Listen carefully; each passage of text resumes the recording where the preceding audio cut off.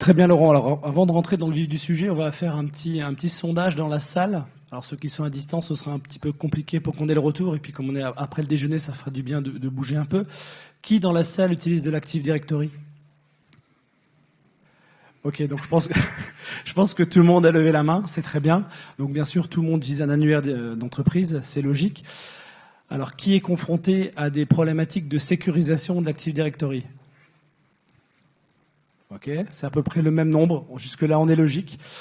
Qui est-ce qui a mis en œuvre du tiering model ou du modèle de tiers pour sécuriser son AD? Ok. Il y en a un petit peu moins qu'avant, mais il y a plus de mains que les années précédentes. Donc on voit aussi que c'est quelque chose qui rentre dans les mœurs. Et j'ai une dernière petite question, et après je vous embête pas et je laisserai Laurent parler. Qui est 100% confiant dans la mise en place, ou en tout cas dans la protection qu'assure le modèle de tiers? Ouais, personne n'ose lever la main, c'est normal. Le modèle de tiers, c'est quelque chose d'extrêmement efficace, mais un petit peu complexe à gérer, qui amène beaucoup de lourdeur.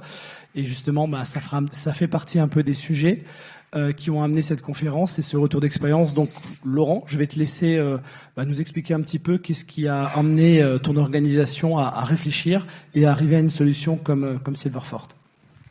Ok, merci beaucoup Marc. Allez, vas-y, tu peux tourner si tu veux bien. Voilà. Donc, voilà, moi je me sens équivalent à vous tous dans la salle. On a un Active Directory avec quelques milliers d'utilisateurs. On était confronté à un certain nombre de soucis, comme vous tous dans la salle, j'imagine.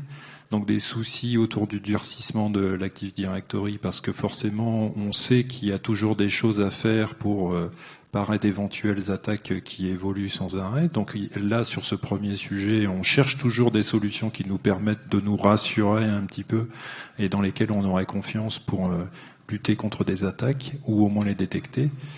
Ensuite, on avait un deuxième sujet qui était important pour nous, c'est que forcément, on a un certain nombre de personnes qui sont administrateurs, donc qui ont des comptes dits à privilège, et on est tous d'accord qu'un compte à privilège, par essence, amène des risques complémentaires parce que j'ai la possibilité de faire des choses que je ne pourrais pas faire avec un compte standard. Et les comptes à privilégier sont nécessaires avec les bons niveaux de privilèges. Et donc, on avait une réflexion avec l'équipe de sécurité qui était, est-ce qu'on va aller vers un bastion, par exemple, faire du PAM, comme on peut dire, et si oui, quel va être l'impact? Donc, on a commencé à regarder un petit peu des solutions autour des différents PAM, des solutions dont vous avez sûrement déjà entendu parler par ailleurs. On savait que par connaissance ou par bouche à oreille, ce sont des solutions qui sont effectivement efficaces, mais qui sont parfois complexes à mettre parce qu'elles nécessitent un minimum d'accompagnement au changement auprès des administrateurs. Il y a des ruptures protocolaires, il y a un certain nombre de choses qu'il faut changer dans la vie, dans le quotidien. Les administrateurs ont leurs propres habitudes, leurs outils, et donc là, il faut changer ces choses-là, et c'est pas toujours facile dans leur vie. Donc, on avait cette réflexion. C'est un peu cette réflexion qui nous a drivé et qui nous a amené à rencontrer un jour Silverfort, sachant qu'on avait une troisième problématique, et cette troisième problématique, je pense qu'on l'a tous aussi, on a un historique dans la société qui est relativement important. L'historique amène à... Je crée un compte un jour qui est un compte d'une personne, c'est très bien parce qu'il est lié à la personne, donc cette personne, quand elle quitte la société, en général on en entend un petit peu parler et on se dit ah oui c'était un tel, il est parti, on peut fermer. Alors ça c'est quand on n'a pas des solutions pour provisionner les comptes en automatique comme des IAM ou des choses comme ça.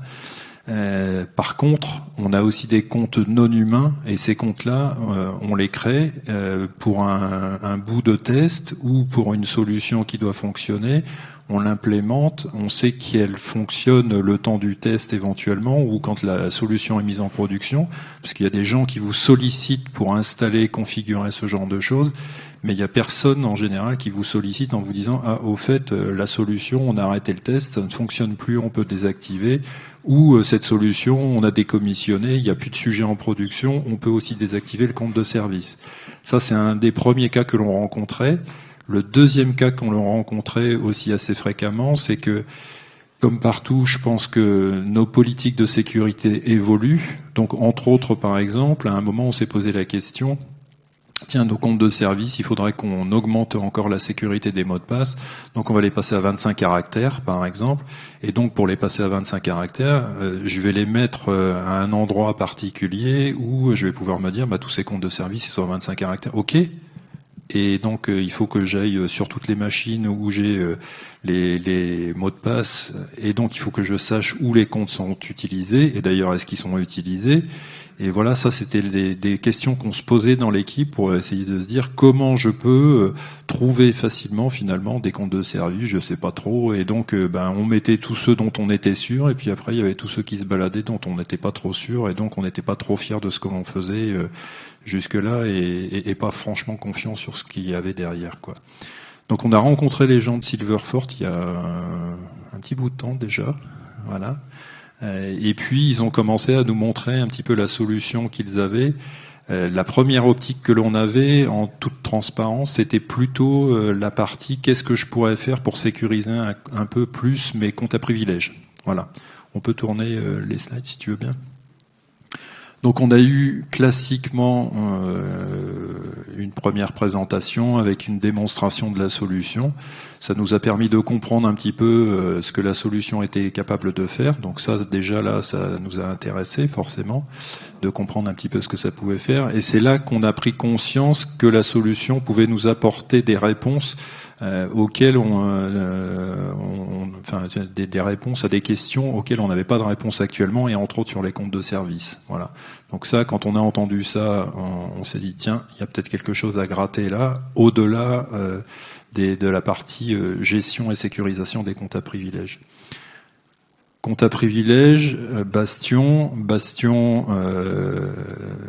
complexité. Du coup, il y a des sujets qu'on priorise plus ou moins rapidement, et on s'était dit tiens, cette solution finalement, d'après ce qu'on nous dit chez Silverfort, on a la capacité à faire des choses qui sont sûrement beaucoup plus simples que ce que l'on pourrait faire avec un bastion, mais qui pourraient au moins nous permettre d'avancer et d'augmenter un peu le niveau de sécurité que l'on avait. Donc par exemple, je peux, avec la solution, décider de protéger en challengeant, donc en mettant du MFA, sur certains comptes d'administration, soit sur des actions précises, du style je veux lancer un PowerShell qui fait de l'accès distant, automatiquement je vais mettre un MFA, ce qui sécurise ce genre d'opération. Mais je pourrais aussi dire, pour toute personne qui viendrait à se connecter sur tel ou tel serveur qui est jugé sensible pour moi, je veux lui mettre un MFA par exemple, donc ça ce sont des règles statiques qu'on voyait dans la solution, et ça nous intéressait beaucoup, sachant qu'il y avait aussi la possibilité qu'on a découverte en présentation démonstration, de mettre des règles qui deviennent plus dynamiques, donc en fonction d'un contexte, d'un niveau de risque qui est calculé par la solution, ou d'éléments qu'on apporte en complément et qui ne sont pas systématiquement un truc statique, c'est telle IP que je veux protéger ou telle personne, je lui donne un MFA ou ce genre de choses. Et donc là, on peut mettre des règles dynamiques qui disent sur tel et tel critère, je vais avoir la capacité de dire je bloque ou je challenge ou je laisse passer. Donc ça, ce sont des choses qui nous intéressaient. Et donc on s'est lancé dans un POC qui a eu lieu quelques temps après. Tu peux avancer un tout petit peu, voilà. Bon, en fait, je ne sais pas lire, mais c'est pas grave. Donc, on s'est lancé dans un POC. La première caractéristique qu'on a remarqué au cours du POC que l'on a réalisé avec les gens de Silverfort, c'est que c'était, je vais le dire avec mes mots, c'était assez balistique. C'est-à-dire que ça nous a donné confiance tout de suite, parce que la solution, on nous a dit, OK, si vous voulez faire un POC, quels sont les use cases que vous voulez dérouler ? Donc on est parti sur un certain nombre de use cases, parce que c'était d'abord nos besoins qu'on voulait couvrir. Donc on est parti sur nos use cases. Ils nous ont donné des use cases complémentaires qui étaient effectivement très intéressants à dérouler, et on s'est dit, tiens, c'est vrai, on n'avait pas pensé à utiliser la solution comme ça. Donc on a regardé aussi un certain nombre des use cases qui étaient proposés. On a eu une première étape d'échange qui a dû durer une demi-heure de mémoire, où Franck, qui est d'ailleurs dans la salle, nous a dit voilà comment on va procéder. Donc tout était processé, et ça vous met en confiance, parce que quelque part c'est pas toujours le cas. Donc il nous a dit voilà, on va passer un health check sur les DC pour bien vérifier qu'ils ont les conditions physiques entre guillemets pour pouvoir accepter la solution. Et donc on a passé le health check, on a obtenu des résultats qu'il a analysés, il nous a dit go, on peut faire, voilà l'étape suivante, on va installer, et ainsi de suite, on a déroulé. Et durant tout le POC, l'équipe a été quand même relativement impressionnée par le fait que tout ce que l'on voulait faire, on l'a fait en visio avec Franck à l'époque, tout ce que l'on voulait faire, c'était simple. Franck nous disait, OK, tu cliques là, tu fais ça, tu fais ça, tu fais ça. On testait, ça marchait, on passait au use case suivant et ainsi de suite. Et donc ça, c'était vraiment très intéressant pour nous de voir que ça marchait du premier coup, ce qui n'est pas toujours le cas hein, dans les solutions. Toutes les solutions marchent sûrement très bien.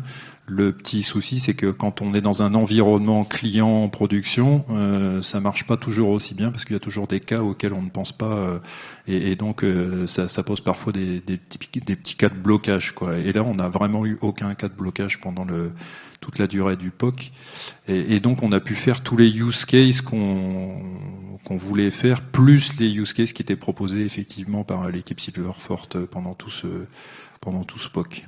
Voilà. Et donc en use case, c'était protection des comptes à privilèges, c'est ça? Donc avec la possibilité de déclencher une demande de MFA, d'authentification multifacteur, si c'est un compte à privilège, ou de refuser l'accès en fonction du contexte d'accès de la personne, c'est ça? Exactement. Et tu me confirmes bien qu'on parle bien, vous avez mis ça en place sur un environnement on-premise, voire legacy, ça veut dire des applications anciennes. Oui, tout à fait. Ouais. Ça englobait aussi ce genre de sujet, et donc on a traité des sujets aussi divers et variés que effectivement.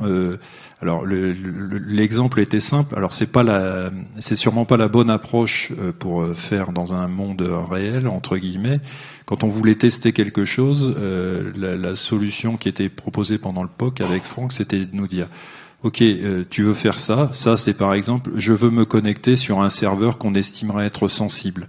Et je voudrais que toute personne qui se connecte sur ce serveur sensible puisse avoir à partir de dorénavant un challenge via un MFA qui est posé sur un Google Authenticator ou l'application que je vais installer sur mon smartphone, l'application Silverfort que je vais installer sur mon smartphone. Donc la solution qui était proposée, elle était très simple, très opérationnelle. C'est OK, vas-y, connecte-toi toi sur le serveur. Donc on se connectait par exemple en RDP sur le serveur. Je monte sur le serveur, va regarder dans les logs Silverfort. Donc c'est une manière conviviale de présenter ce que l'on verrait dans les logs de l'Active Directory, mais là c'est beaucoup plus simple parce qu'on voit toutes les informations concernant l'authentification. Ok, c'est un tel qui s'est connecté sur telle machine à partir de telle machine en utilisant tel protocole et il a eu une authentification qui a réussi ou qui a été refusée, bien entendu, par l'Active Directory. Et là, à partir de là, ok, je veux poser une règle, donc je clique, je pose ma règle. Ma règle, c'est à partir de maintenant, toute personne qui va se connecter sur cette IP destination, elle va prendre une demande de MFA complémentaire.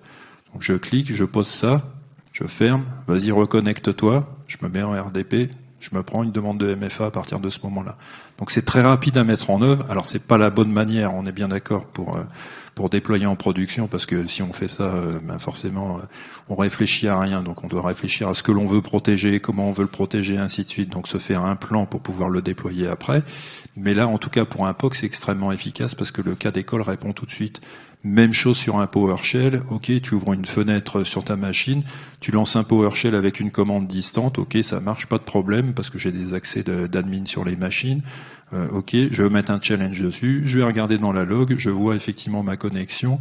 Je vais regarder derrière. Je veux bloquer toutes les demandes de ce type-là.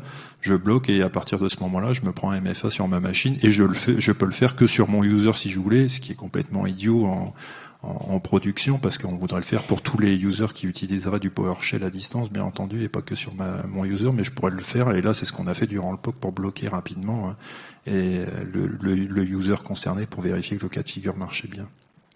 Donc en fait, quand on entend le vocabulaire que tu utilises, accès, protocole, flux, on fait référence à un firewall en fait quelque part. Et il faut voir la solution Silverfort, si je comprends bien, comme un firewall de l'Active Directory, comme un firewall d'authentification en fait, qui va permettre d'appliquer des règles MFA, refus, en fonction des protocoles que je veux utiliser à destination de serveurs ou de machines. de système d'exploitation. Hein. Donc on est bien d'accord, c'est bien ça que vous recherchiez et que vous avez mis en place. Mais du coup, alors ça paraît pas forcément non plus révolutionnaire dans le principe, on sait le faire, mais qu'est-ce qui est particulier chez Silverfort et qui vous a beaucoup intéressé dans sa mise en place ? Alors, il y avait plusieurs points. Déjà, c'était cette facilité de mettre en œuvre des choses aussi simplement que ce qu'on avait vu. Donc ça permettait de montrer que ça fonctionnait dans notre environnement. Ça, c'est clair. C'était la première chose.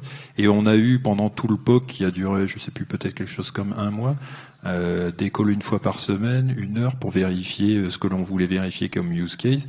Et on n'a jamais eu aucun fail pendant tous les use cases qu'on a regardé. Ça a marché systématiquement, exactement comme c'était prévu que ça devait marcher. Donc ça, c'était vraiment très très appréciable.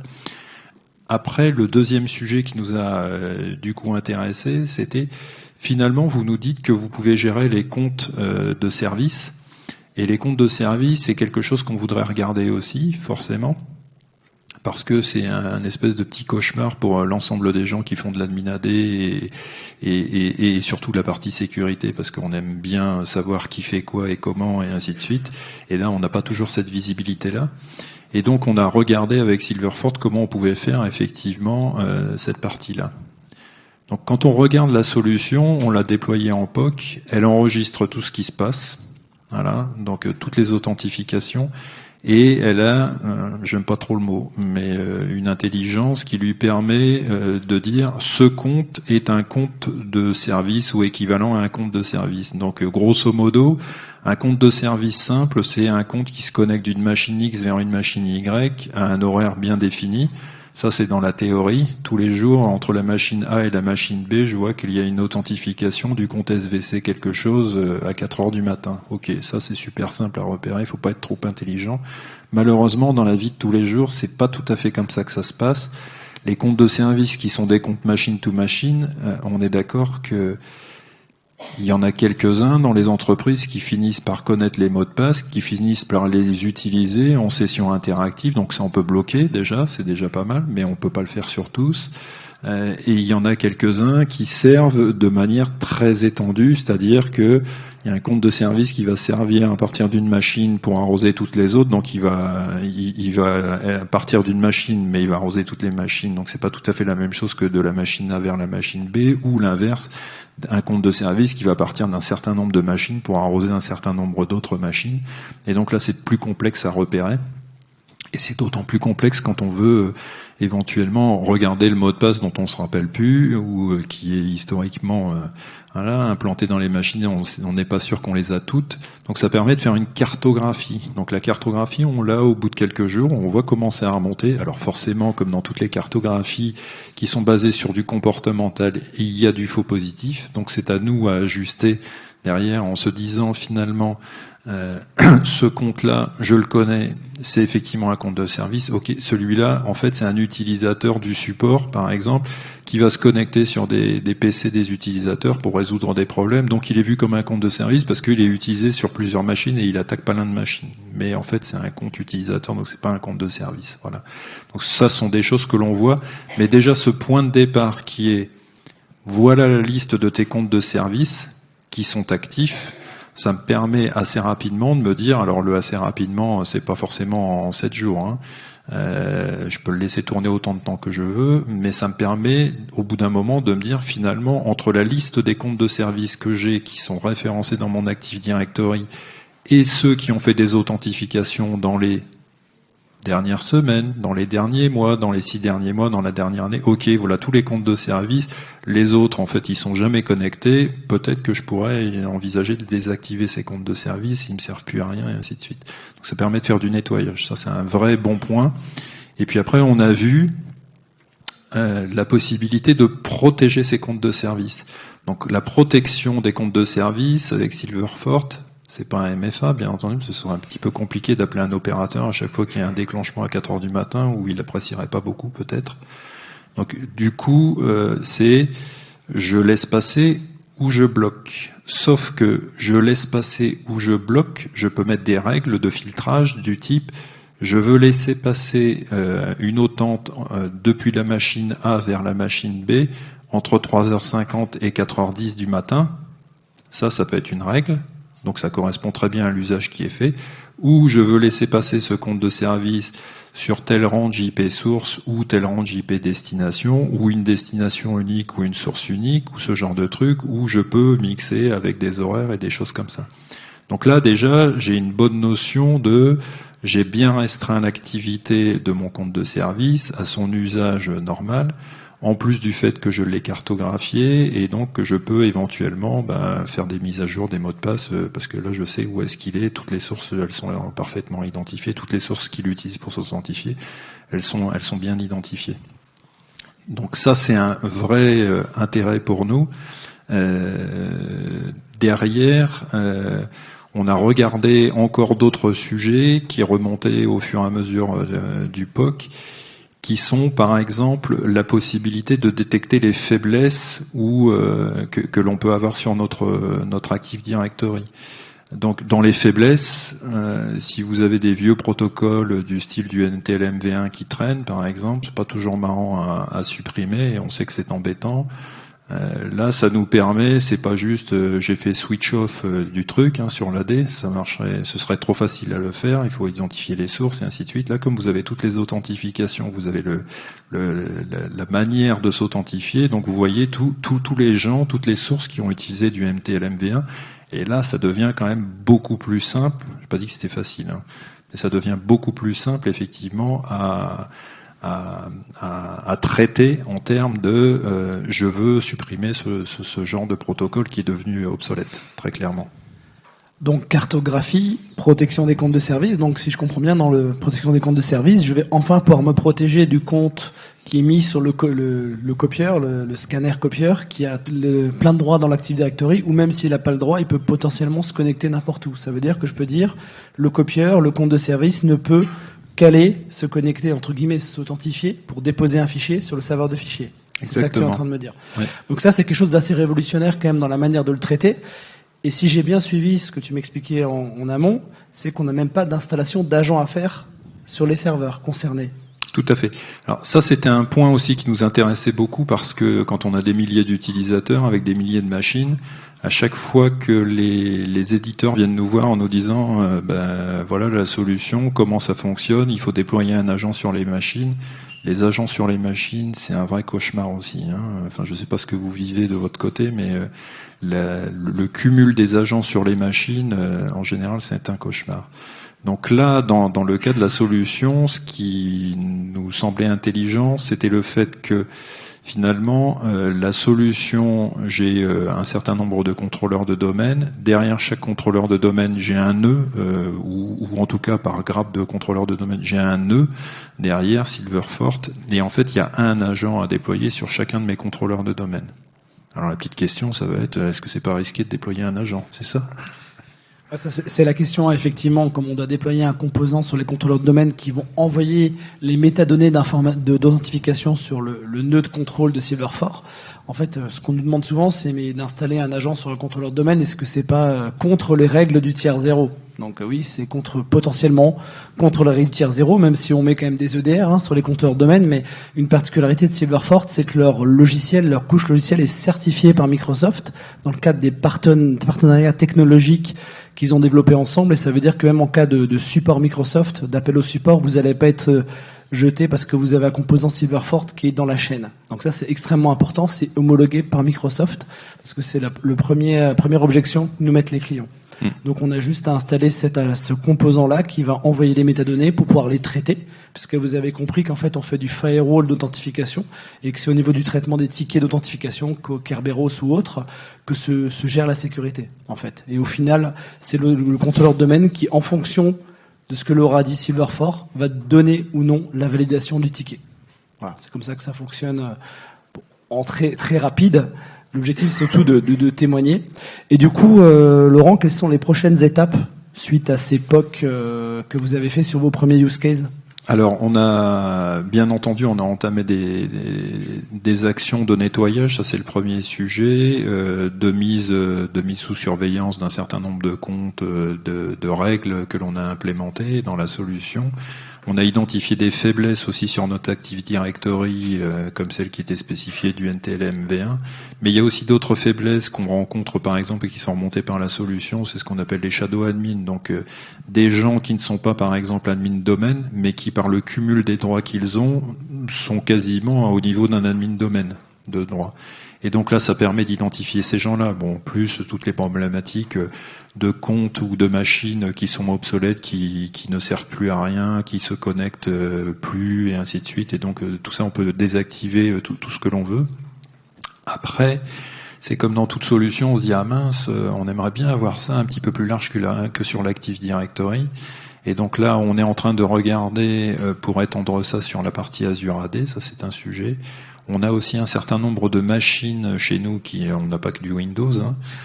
C'est d'ailleurs pas forcément majoritaire. On a un certain nombre de machines chez nous qui sont des machines Linux, en Red Hat par exemple. Et ces machines, on va passer les autentes SSH via l'AD et du coup, on aura les mêmes capacités que celles qui sont offertes pour de la connexion sur les machines du parc Windows. Donc là, ça nous permettra de pouvoir avoir la visibilité totale sur l'ensemble des authentifications, que ce soit fait dans l'AD ou sur l'Azure AD, et que ce soit à destination de machines des serveurs Windows ou des machines Linux qui sont dans le parc, plus tout le reste dont on a parlé, du style PowerShell ou ce genre de choses, quoi. Donc en fait, tu cherches à faire que finalement le Silverforce soit un petit peu le point central de validation, de vérification, des authentifications, Active Directory et tous les autres systèmes autour. Voilà. Avec toute la visibilité que ça amène, cartographie, documentation automatique, remédiation si nécessaire. Exactement, ouais, tout à fait. Alors il y a un petit point qu'on n'a pas signalé aussi, qui peut être intéressant également, c'est le fait que ça crache du log forcément qui est bien formaté, et ça je peux derrière aller le connecter sur mon SIEM si j'ai un SOC par exemple, donc je peux aller reconnecter ça sur mon SIEM et ça permet d'avoir des alertes encore plus qualifiées sur un certain nombre de sujets. Donc ça c'est sur la partie intégration. C'est aussi une question qu'on est en train de regarder. Voilà. Très bien. Bah écoute, déjà merci pour ce témoignage précis, complet de cette expérience. Alors, est-ce qu'il y a des questions dans la salle? Éventuellement, on a quelques minutes pour les traiter. N'hésitez pas. Et sinon, vous pouvez venir nous voir après en aparté. Il n'y a pas de souci. C'est pas évident en une demi-heure forcément de résumer une solution comme ça et un POC comme ça. Oui. Alors, il y a des micros normalement. Voilà. Bonjour, merci pour votre retour. Première question, la solution, elle est on-premise ou en SaaS? Je réponds. Ouais. Je vais répondre comme il a beaucoup parlé. Donc la solution, elle est actuellement on-premise. En fait, c'est un petit peu hybride, mais essentiellement, c'est des composants qu'on déploie on-premise, des VM. Hein. Il y a un nœud, il y a deux composants, le nœud et un autre composant qui est la console d'admin, d'accord, qui interprète tout ce qui vient du nœud, qui est là où on gère les règles, on les configure. Et je dis hybride parce qu'il y a forcément une discussion avec du cloud pour les services de push, pour le MFA, par exemple, d'accord. Mais ça pourrait marcher sans, d'accord. Donc elle est complètement on-premise et on peut même faire dans des réseaux qui sont ségrégés de manière assez forte. On peut implémenter ça. La question, c'était plutôt orienté data, vu que vous générez du log, hormis de le connecter à un SOC ou un SIEM. Où sont stockés ces logs, en fait? Les logs sont stockés sur le nœud d'administration. Donc, il y a une VM qui est dimensionnée en fonction de la taille de l'Active Directory, du nombre d'authentifications qu'il y a potentiel. Là, on a des calculateurs, donc c'est stocké sur cette VM-là. Voilà, on-premise. Après, vous pouvez l'héberger dans Azure si vous avez envie, mais de manière fonctionnelle, vous avez tout on-prem. Et deuxième point, la compatibilité avec la technologie GMSA. Vous en êtes où là-dessus? Oui, alors là, je me tourne vers Silverforce parce que c'est assez récent, c'est compatible. Franck, tu veux peut-être... Ok, donc depuis la version la 4.9, les comptes de service GMSA sont supportés par la solution. Excellente question d'ailleurs sur le compte de service. Est-ce qu'il y a d'autres questions?